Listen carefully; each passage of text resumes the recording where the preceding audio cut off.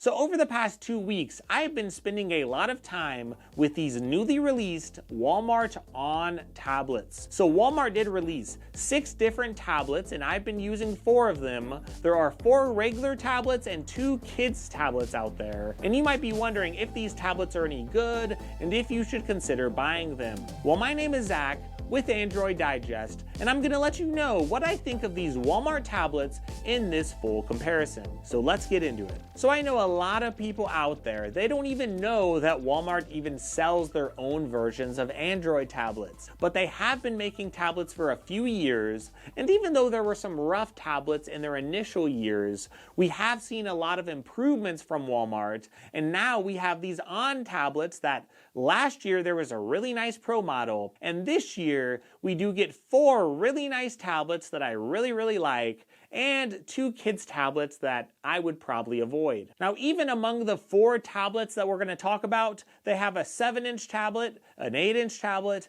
an 11-inch tablet, and a 13-inch tablet. Even among these 4 tablets, there is a sweet spot that you should consider looking at. For example, the 7-inch tablet, it is the cheapest tablet of all, and a lot of people might look there if they're looking for a good budget tablet. But if you spend just a little more money and get the 8-inch model, you are going to get a lot better of a tablet. It's really good this year. So you could find the 7-inch tablet for around $100, right? That is a very good price point if you're just looking for a cheap Android tablet. And a lot of people really want smaller Android tablets. Whether it's 7 inches or 8 inches, a lot of you out there are clamoring for a small tablet like that. So a 7-inch tablet might seem very appealing, especially if you find it for a good price. But there are trade-offs you need to know. First of all, the brightness is going to be lower than any of the other tablets on the list. You're only going to get 4 gigs of RAM in this tablet too, which is not good at all. And you're going to get a worse processor. It's the Helio G80 processor from MediaTek. You also get a poor resolution. It's not really very close to even 1080p. It's 1024 by 600. So even though the build does feel very nice, there's a lot of cool colors, and it does actually feel pretty snappy. I was pretty surprised that even the 7-inch tablet did feel very nice. If you just go from $100 to $140, it's like $138 technically, but it is a whole different game when you're looking at the 8.1-inch tablet this year. That tablet, it does only have 64 gigs of storage, and I know that could be a deal breaker for some people, but we do get an SD card slot in this and the 7-inch tablet, which is nice. But beyond that, we get 6 gigs of RAM in an 8-inch tablet for under $150. Again, Lenovo at this price point, they do have the Lenovo Tab 1. And that has been my go-to tablet actually. I've loved having a smaller Android tablet that's cheap. I bring it with me whenever I'm doing like presentations or doing public speaking. I really love that 8-inch tablet. But with only 4 gigs of RAM, and of course it does have Lenovo's Android skin and stuff like that, well, it can be a little sluggish sometimes. And this tablet, even though the processing speed isn't super great, right? It is a Snapdragon 685 processor. It's not flying through the benchmarks. It's not going to be super duper fast. But having a Snapdragon processor here with 6 gigs of RAM and having Android, like the very vanilla version of Android that Walmart actually puts on their tablets. All of these tablets have a very basic version of Android without a bunch of bloatware. It's crazy how good and how quick and responsive these tablets feel with a 90 Hz refresh rate, even on this 8.1-inch tablet. All of that makes this tablet feel very fast for the money, and it does feel very responsive. I was shocked that the benchmarks, even though they're not great, it didn't really matter. I was able to fly through 3, 4, 5, 6 things in a row and go back and forth between applications, and I was not having any issues. Now, it is not a 1080p screen, don't get me wrong, it's close. It's actually a 1524 by 1000 resolution, so it's a good resolution. It's almost 1080p, but the screen does actually look pretty good here. So no, it's not going to be as good as the Tab A11 Plus or a lot of these other tablets, even the Tab S10 Lite. You can't compare this though to $300 tablets or even larger tablets. When we look at smaller tablets, 7 or 8 inches in size, under $200, we just don't have a lot of options, especially on the Android side. So in my opinion, this tablet right here is the sweet spot if you want a smaller Android tablet. I have been in love with it. It is now my go-to for basic presentations. I love using it for reading. And the 7-inch tablet, don't get me wrong, it's decent. But consider the fact that most of your smartphones nowadays are almost 7 inches in size. So if your phone is almost that size, why buy a small tablet like that? It's going to be decent for kids if you want to get a kid their very first tablet, but even a kid might get a little frustrated with 4 gigs of RAM when you could just spend $40 extra, still get them a small tablet, but get them a tablet that does feel a little better and a little more responsive. So I would say the 8.1-inch version of Walmart's tablet, it does retail for under $140, but you're going to get an IPS screen that looks pretty decent. The performance is actually decent for the money. And honestly, if I'm looking for a smaller tablet under $150, this is going to be my go-to. Now moving on, there is an 11-inch tablet and a 13-inch tablet. And once again, I do find there is a little bit of a sweet spot here because I do think the 13.2-inch tablet, it is going to be one of the better tablets that you're going to find for the money whenever you're looking at value. You see, the 11-inch tablet, it does retail for $167. Now, it might go on sale off and on,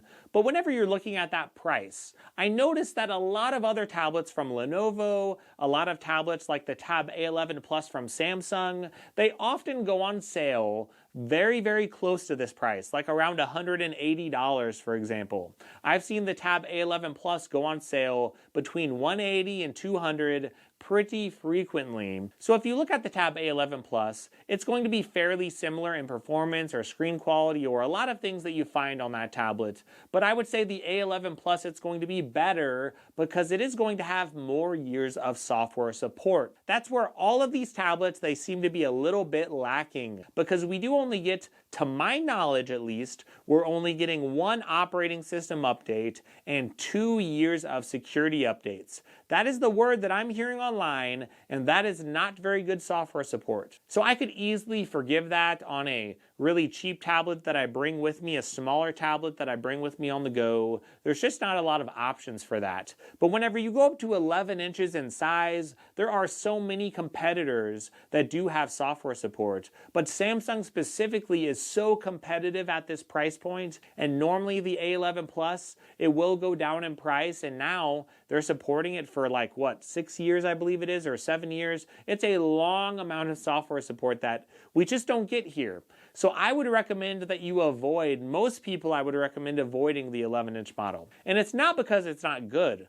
And if you buy it and you're like, is this a good tablet? It actually is pretty good overall. Technically, the resolution is only 1840 by 1280, but it does have a 90 Hz refresh rate. It has 128 gigs of storage. The performance is pretty good. I would say it's going to be similar to a lot of competitors that you might find from like Lenovo, for example. It's a Helio G99 processor, and with the RAM, 6 gigs of RAM, it will be fast enough that it's going to get the job done, especially with this lightweight vanilla software that we get from Walmart. And this tablet, it does have stylus support, so if you want stylus support for a cheap price, that is going to be a great way to get it. You will have to buy a USI 2.0 stylus. Technically, I tried out the same stylus from the 13-inch model and it did work, but it doesn't come in the box with the 11-inch model. So for the price, when you look at it, it's $167 for this 11-inch model.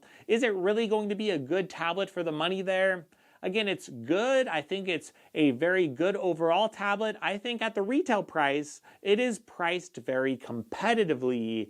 I would just personally lean a little towards Samsung, even though it doesn't have vanilla software on Samsung, even though you don't get stylus support. Well, you have to buy the stylus separately anyway, and I would prefer the longer support from Samsung. But it's a good tablet, but it doesn't really stick out like it's the best value in the world compared to the other options that we find here. But the 13-inch model, it does stick out to me a little bit here because you could find it for under $300 at $288. But the big thing that's going to be nice about this is just the size of the tablet. You see, most tablets out there, they might get up to 11 inches or 12 inches, but it's really hard to find budget tablets that are 13 inches in size. It's just hard to find. It's not very, very normal. So finding a tablet with 13 inches in the size here, that is so awesome, and you do get a 120 hertz refresh rate. Technically, the refresh rate, it does not actually work with the stylus.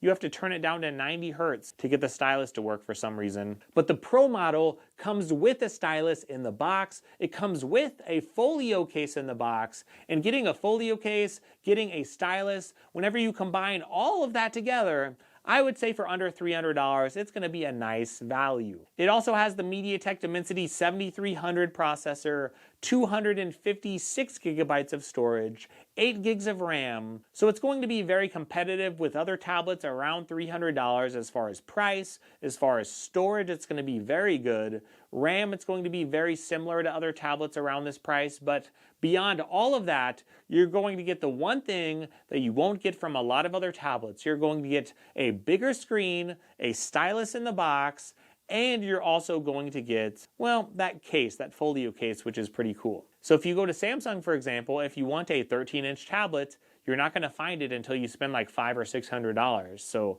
whenever you factor in the size, whenever you look around, Lenovo, they have like 12-inch tablets in the budget segment, but again, I would say this tablet is going to stick out a little bit more. I think it's really, really good for the money. So even though if we look at all of these tablets, the software support, it's not perfect. And I don't like that about these tablets. I wish they had 6 years of software support. And there is one other issue I have to bring up. It is just the software optimization that we get from Walmart. Some apps are just made for phones. They're made to work in that portrait orientation where your phone is up and down. So whenever they open up on a tablet, if you're holding a bigger tablet like the 13-inch model and you're holding it side to side, for whatever reason, some of these apps, they just force themselves to work in portrait mode. And then you have to turn around your tablet, and it is going to be a little bit annoying. Now, some of these apps, it's very, very rare now, but there are some apps that won't even work on some of these tablets, like the Best Buy app.